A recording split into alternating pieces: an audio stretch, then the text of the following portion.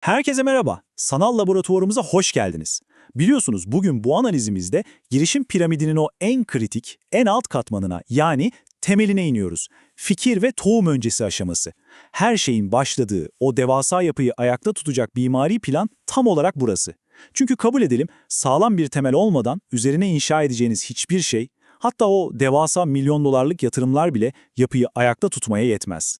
Hemen hızlıca gündemimize bir göz atalım. Tohum öncesi ölüm penceresiyle başlayacağız. Ardından başarısızlığın anatomisi, temeli doğrulamak, B2B SaaS ve Health Tech karşılaştırması ve son olarak da ürün pazar uyumunu ölçmek var.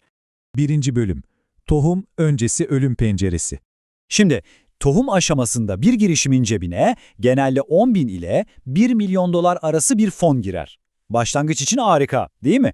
Ama asıl mesele şu, karşınızda tıkır tıkır işleyen 12 ila 18 aylık son derece acımasız bir ölüm penceresi var.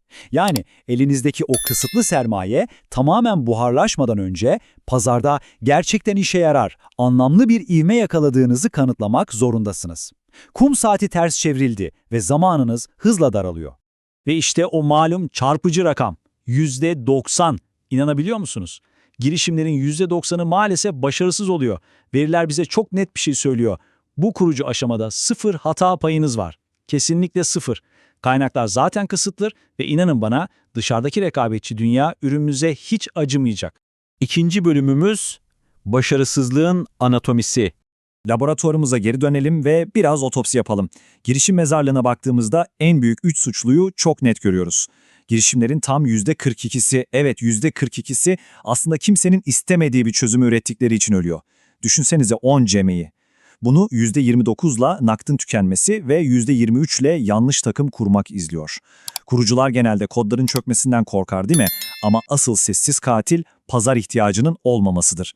Diyelim ki kurucu ortaklar vizyon üzerinde sürekli tartışıyor. İşte bu ölümcül bir çöküş sinyali. Bunun yerine sahaya inip titiz, gerçek müşteri görüşmeleri yapmak asıl başarı kriteridir. Ekibinizi erkenden büyütüp ürünü hemen ölçeklendirmeye çalışmak tam bir felaketken minimum uygulanabilir ürün yani o meşhur MVP ile pazar doğrulaması yapmak sizi hayatta tutar. Yüksek nakit yakımından kesinlikle kaçınmalı ve parayı son derece disiplinli yönetmelisiniz.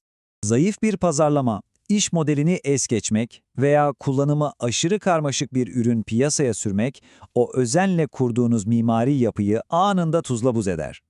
Başarısızlık otopsilerinde kurucuların hep şunu itiraf ettiğini duyarsınız.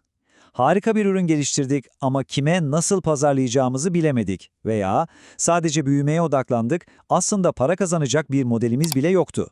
Oldukça acı bir tecrübe değil mi? Gelelim 3. bölüme. Temeli doğrulamak. Ünlü uzman Steve Blank bizi bu konuda defalarca uyardı. Startup Genome'unda çok çarpıcı bir tespiti var. Diyor ki, pazarınızı doğrulamak genelde beklediğinizden 2 ila 3 kat daha uzun sürer. Bu gerçeği hafife alırsanız ne mi olur? Kendi kendinize devasa bir erken ölçeklenme baskısı yaratırsınız. Pazarı müşterilerle tam olarak doğrulamadan o satış motorunu kurmaya çalışırsanız bütün sistemi direkt çöküşe sürüklersiniz. Buradaki disiplinli zaman çizelgesi aslında sizin tam anlamıyla pistiniz. İlk aylarda o tohum yatırımınızı cebinize koyup 6. aya kadar MVP'nizi piyasadan gelen acımasız geri bildirimlerle şekillendirmelisiniz. 12. aya geldiğinizde ise ürün pazar uyumu metriklerini artık kanıtlamış olmanız şart. Neden mi? Çünkü o meşhur 18. ay sınırına dayandığınızda seri A yatırımınızı alabilmeniz gerek. Yoksa maalesef oyun biter. 4. bölümümüz B2B SaaS ve Health Tech karşılaştırması. Tabii ki her sektörün mimari planı bambaşka. Mesela hızlı ve çevik B2B SaaS dünyası, yatırımcıları ikna etmek için yıllık tekrarlayan gelirde yıldan yıla tam 3 kat patlayıcı bir büyüme ve çok kısa müşteri geri ödeme süreleri ister. Ama Health Tech yani sağlık teknolojilerine adım attığınızda oyunun bütün kuralları değişir.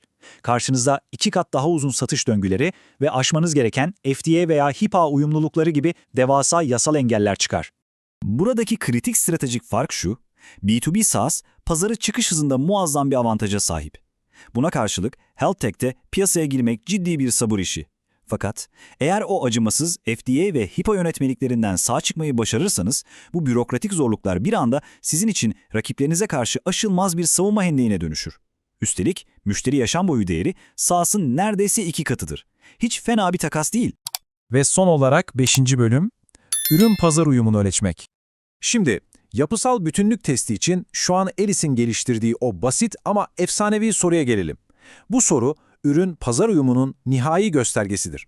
Soru tam olarak şu: ürünümüzü artık kullanamasaydınız nasıl hissederdiniz?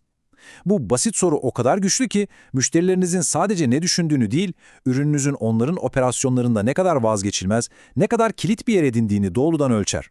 Ve işte karşımızda meşhur %40 kuralı.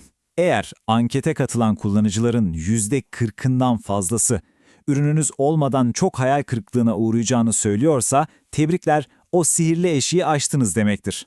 Bu orana ulaşmak, pazarın ürününüzü gerçekten benimsediğine dair o beklenen kanıttır. Yatırımcıların seri A için masada görmek istediği o en sağlam matematiksel kanıt. Peki diyelim ki bu uyumu asla şansa bırakmak istemiyorsunuz. Ne yapacaksınız? Rahul Vohra'nın geliştirdiği bu 4 adımlı motor harika bir yol haritası sunuyor. Öncelikle kullanıcılarınızla anket yapın. Sonra yüksek beklentili müşterileri bulmak için onları dikkatlice segmentlere ayırın, ürününüzün en çok neyini sevdiklerini analiz edin ve geriye kalan kitleyi kazanmak için tam 12'den vuran değişiklikleri uygulayın. Yani o sihirli %40'a ulaşmanın yolunu kelimenin tam anlamıyla bir mühendis gibi adım adım inşa edebilirsiniz. Girişim piramidinin bir sonraki katmanına çıkıp o büyük ölçeklenmeyi hayal etmeden önce sizi dürüstçe cevap vermeniz gereken oldukça kışkırtıcı bir soruyla baş başa bırakmak istiyorum. Temeliniz gerçekten verilerle doğrulandı mı, yoksa sadece bir sorunun peşinde koşan yetim bir çözüm mü inşa ediyorsunuz?